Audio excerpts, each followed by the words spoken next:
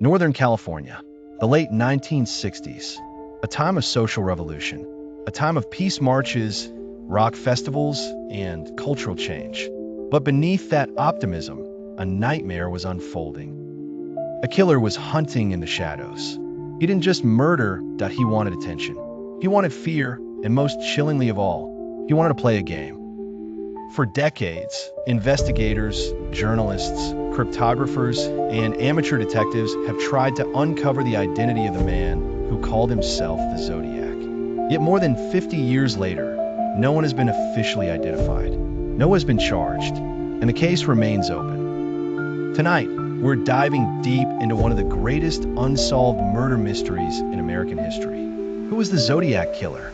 Why did he stop? And which theory comes closest to the truth? In 1968, darkness began speaking through Northern California, a quiet stretch of road known as Lake Herman Road. Teenagers David Faraday and Betty Lou Jensen parked their car for what should have been an ordinary date night. It would become anything but ordinary. At some point after 11 p.m., an unknown attacker approached. Minutes later, both teenagers were dead. There were no clear suspects, no obvious motive, just confusion. At the time, nobody realized they had witnessed the beginning of a killing spree. 6 months later, July 4th, 1969, Blue Rock Springs Park, another couple, another isolated location, another sudden attack. This time, Michael Mageau survived. He described the mysterious killer as a stocky white male, middle-aged, heavy build, not much to go on, but enough to begin a manhunt. Unfortunately, the killer had already taken his next step. He was about to introduce himself to the world. Weeks later, newspapers received disturbing letters. The writer claimed responsibility for the murders. Included were details only the killer could know. His letters arrived like taunting kisses, sealed with menace.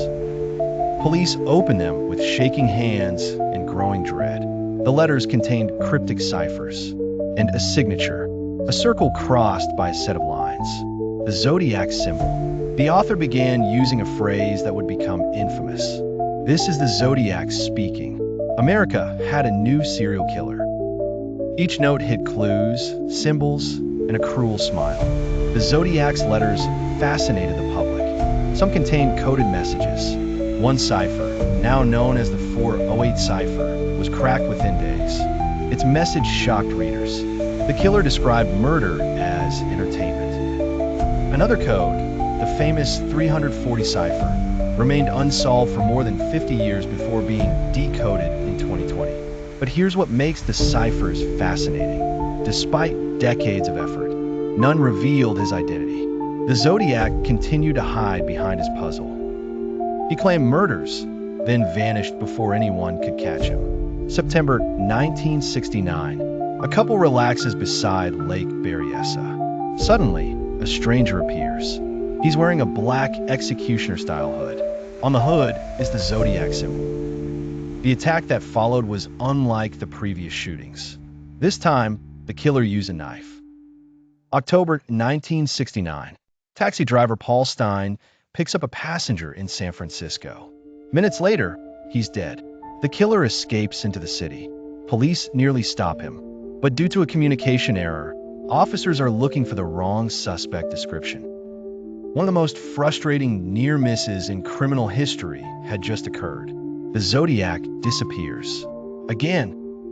Across Vallejo, lovers parked under stars and paid the price.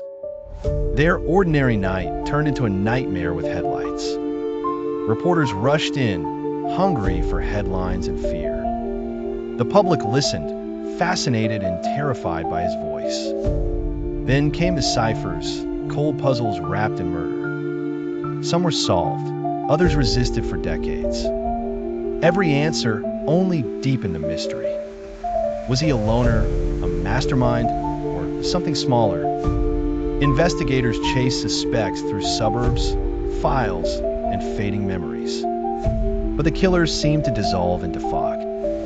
The hunt lasted years, then quietly hardened into legend. Even now, his identity still stirs arguments and obsession. Today's investigators possess tools unimaginable in 1969. Advanced DNA sequencing, genetic genealogy, artificial intelligence. Yet the Zodiac remains unidentified.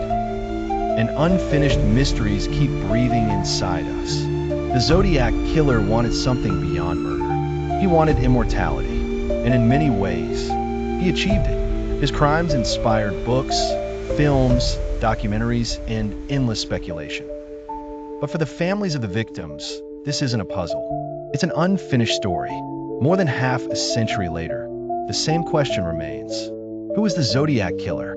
Perhaps the answer sits in a forgotten file. Perhaps it's hidden within evidence yet to be re-examined. Or perhaps the truth died with the killer himself.